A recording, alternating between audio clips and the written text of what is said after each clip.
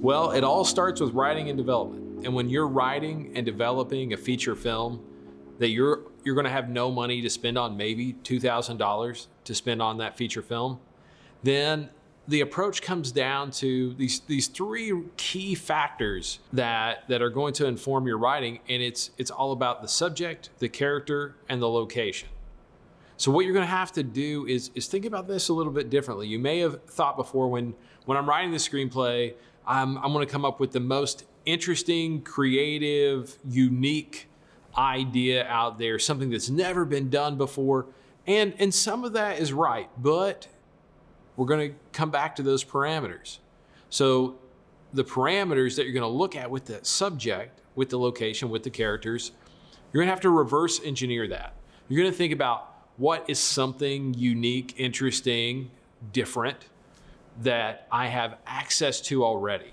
This isn't something that you necessarily have access to go visit Mars or to create a giant studio or backlot with the set of Mars to shoot your sci-fi story. You're going to have to think about what you already have access to that could be really, really interesting. So when you're thinking about that subject, you're going to have to start thinking about, maybe it's not necessarily something that you have at your house, but is there a job, your day job that you have, that is a little bit different or unique that folks aren't used to seeing? Or do you have a relative or a friend who has access to something that's a little different or a little unique? Maybe you have a cousin who's a priest who can let you kind of behind the scenes of a church or a cathedral, that you can leverage that and leverage unique, interesting characters with that. Or maybe, it's your aunt owns a houseboat, and that could be interesting. We haven't explored houseboat world, that much in cinema. So that could be a different, unique, interesting location rather than a run-of-the-mill, middle America, Midwestern, middle-class house in a neighborhood. You add some production value when you start to introduce something interesting like that into your subject. And that goes right along with, now we're talking about location, with whether it's the houseboat or a church or something like that. You have to think about the type of story you can tell based on the type of locations that you have access to.